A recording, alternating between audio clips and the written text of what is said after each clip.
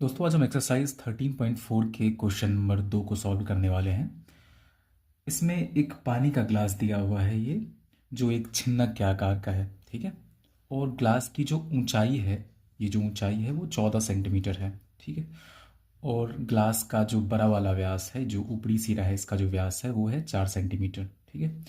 और जो निचला वाला सिरा है जो पेंदी है इसका, तो इसका व्यास जो है 2 सेंटीमीटर दिया हुआ है। और इस सवाल में हमसे कहा जा रहा है कि ग्लास की धारिता, जिसे आयतन भी कहा जाता है, वो हमें निकालना है, ठीक। और जो बड़ी त्रिज्या, अब इस सवाल को बनाने के लिए जब हम आयतन निकालने के लिए जाएंगे तो आयतन निकालने के लिए हमें त्रिज्या चाहिए, छोटी त्रिज्या भी चाहिए और बड़ी त्रिज्या भी चाहिए। तो बड़ी त्रिज्या जो होगी वो बड़ा वाला व्यास का आधा होगा, यानी कि 4/2, 2 सेंटीमीटर आएगा इसका। छोटी त्रिज्या जो होगी वो छोटी जो व्यास होगी उसका आधा होगा, जो कि 2/2 बराबर 1 सेंटीमीटर है। अब हमें आयतन निकालना है। ग्लास की जो धारिता होगी, जिसे आयतन भी कहते हैं, उसका फॉर्मूला है πh/3 into capital R square plus small r square plus capital R into small r. यहाँ पर पाई का मान हमें 22/7 रखना है, क्योंकि जब कुछ नहीं बताया गया रहता है तो पाई का मान हम 22/7 ही रखेंगे। और एच का मान हमें 14 सेंटीमीटर रखना है, क्योंकि एच का मान 14 दिया गया है। बट्टा में 3 डालना है, तो बट्टा में हम 3 दे देंगे, इंटू कैपिटल आर स्क्वायर। तो कैपिटल आर हमारा दिया हुआ है 2, तो 2 का स्क्वायर लिखेंगे, प्लस स्मॉल आर जो है वो हमारा 1 सेंटीमीटर दिया हुआ है, तो 1 का स्क्वायर लिखेंगे, plus capital R into small r, तो मतलब 2 × 1 लिख देंगे। 7 से 14 को काट लेंगे, 7 एकम 7, 7 दूनी 14, 22 को 2 से गुना करेंगे तो 22 दूनी 44 आता है। बट्टा में 3 दिया हुआ है। कोष्ठ है, कोष्ठ दे देंगे। 2 का स्क्वायर होता है 2 दूनी 4, 1 का स्क्वायर होगा 1 एकम 1 प्लस 2 एकम 2, तो 44/3 हम एज इट इज लिख देंगे। कोष्ठ को हटाएंगे तो गुना आएगा, 4 1 5 2 7। 44 को 7 से गुना करने पे आता है 308/3। अब 308 को जब 3 से भाग देंगे हम तो आएगा 102.66 सेंटीमीटर क्यूब। अब ये हमारा हो गया आयतन, यानी कि ग्लास की धारिता। तो ग्लास की धारिता हो गई 102.66 सेंटीमीटर क्यूब, ठीक है। दोस्तों सवाल नंबर 3 में ये एक छिन्नक दिया हुआ है जिसकी बड़ी त्रिज्या 33 सेंटीमीटर है और छोटी त्रिज्या 27 सेंटीमीटर दिया हुआ है। और इसकी तिर्यक ऊंचाई, जिसे हम एल भी कहते हैं शॉर्ट फॉर्म में, वो 10 सेंटीमीटर दी हुई है। इसमें हाइट हमें नहीं पता है, हाइट हमें निकालना होगा। इस सवाल में हमें छिन्नक की धारिता यानी कि इसका आयतन निकालने के लिए बोला जा रहा है, और छिन्नक का पृष्ठीय क्षेत्रफल भी हमें निकालना है, जिसे हम सामान्यतः कुल पृष्ठीय क्षेत्रफल कहते हैं। पाई का मान 22/7 लेना है, क्योंकि हमें ऐसा ही लेने के लिए कहा गया है।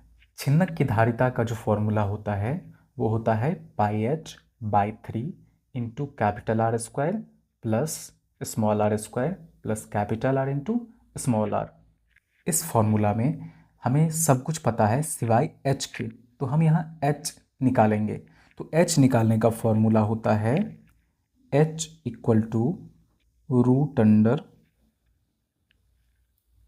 √√L² minus capital R minus small r का स्क्वायर, ठीक है। एल जो हमारा दिया हुआ है वो है 10 सेंटीमीटर, तो 10 सेंटीमीटर का स्क्वायर ले लेंगे, माइनस कैपिटल आर हमारा है यहाँ पे 33 माइनस 27 हमारा स्मॉल आर है, इसका स्क्वायर करेंगे तो √10 का स्क्वायर का मतलब होता है 10 × 10, यानी कि 10 को 10 से मल्टीप्लाई करेंगे तो आएगा 100। 33 में से 27 घटाएंगे तो आएगा 6, तो 6 का स्क्वायर भी करना है इसके बाद हमें। अब 100 माइनस 6 का स्क्वायर होगा 6 छक्के 36। 100 में से 36 माइनस करेंगे तो आएगा हमारा 64। 64 को हम लिख सकते हैं √8 अब इसमें से एक 8 बाहर आ जाएगा तो 8 सेंटीमीटर हमारा हो जाएगा h, यानी कि छिन्नक की ऊंचाई। अब हमें छिन्नक की धारिता ज्ञात करनी है, तो हम लिखेंगे छिन्नक की धारिता बराबर पाई एच होता है ऊपर में, तो पाई का मान हमें लेना है 22/7 इंटू एच की जगह पे लिखेंगे हम 8 आया है तो 8 लिखेंगे बाय 3 इंटू कैपिटल आर का स्क्वायर मतलब 33 का स्क्वायर प्लस स्मॉल आर का स्क्वायर मतलब 27 का square plus capital R into small r मतलब 33 गुने 27।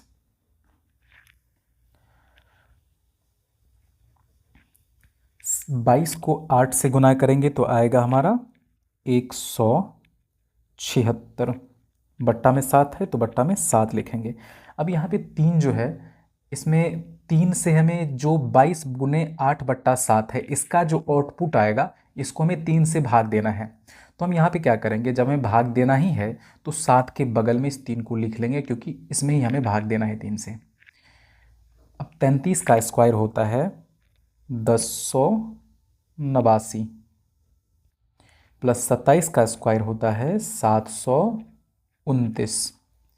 33 को जब हम 27 से गुना करेंगे तो आएगा 891। ठीक है, 1089, 729 और 891 को जब हम आपस में जोड़ते हैं तो आता है 2709। हम 3 से 2709 को काट सकते हैं तो कट के आएगा 3 9 27, 0 3 तिया 9। फिर 7 से काटते हैं तो आएगा 7 एकम 7, 7 दूनी 14, 7 9 63। अब हमें 176 को 129 से गुना करना है तो 176 को 129 से गुना करने पे आता है 22,704। इतना ही सेंटीमीटर क्यूब हमारा आ जाएगा। तो छिन्नक की धारिता हो गई 22,704 सेंटीमीटर क्यूब। ये हमारा हो गया आंसर। अब हमें छिन्नक का कुल पृष्ठीय क्षेत्रफल निकालना है। तो छिन्नक का कुल पृष्ठीय क्षेत्रफल का फॉर्मूला होता है pi into small r square plus pi into capital R square plus pi L into R plus r. ये जो है हमारा ये पार्श्व पृष्ठीय क्षेत्रफल का फॉर्मूला है। हमने इसमें ऊपर वाला वृत्त का क्षेत्रफल और नीचे वाला वृत्त का क्षेत्रफल दोनों को ऐड किया है। ठीक है, अब इन सब में जो हमें कॉमन चीज़ दिख रहा है उसको हम पहले बाहर रख लेते हैं। कॉमन को बाहर निकाल के रख लेंगे। इसमें पाई कॉमन है, पाई यहाँ पे भी है, यहाँ पे भी है और यहाँ पे भी है, तो पाई को हमने यहाँ पे बाहर करके रख लिया है। ठीक है, इससे हमारा सवाल थोड़ा इजी हो जाएगा। पाई का मान हमें देना है 22/7, स्मॉल आर का स्क्वायर मतलब 27 का स्क्वायर, कैपिटल आर का स्क्वायर मतलब 33 का स्क्वायर प्लस एल, एल हमारा कितना दिया हुआ था 10, और कैपिटल आर है 33 और स्मॉल आर है 27। 22/7, 27 का स्क्वायर होता है 729, 33 का स्क्वायर होता है 1089 प्लस 10 इंटू 33 में जब हम 27 जोड़ेंगे तो आएगा 60। अगले स्टेप में हम लिखेंगे 22/7, 729 में 1089 को जोड़ने पे आएगा हमारा 1818 प्लस 10 को 60 से गुना करेंगे तो आएगा 600। इसके बाद 22/7 इंटू कोस्ट को हटाएंगे तो गुना आएगा 1818 में जब हम 600 को जोड़ेंगे तो आएगा 2418। तो 22 को 2418 से गुना करने पे आता है 53,196। बट्टा में 7 है, बट्टा में 7 लिख देंगे। 7 से इसको भाग करने पे आएगा 599.428। अब इसे हम लिख सकते हैं लगभग 7,599.43, क्योंकि यहाँ पे दशमलव के तीसरे अंक में 5 या 5 से ज़्यादा है तो हमने दूसरे अंक में 1 को जोड़ दिया है। इससे हमारा जो उत्तर है थोड़ा सा सटीक हो जाता है। तो हमारा हो गया आंसर 7,599.43 सेंटीमीटर स्क्वायर।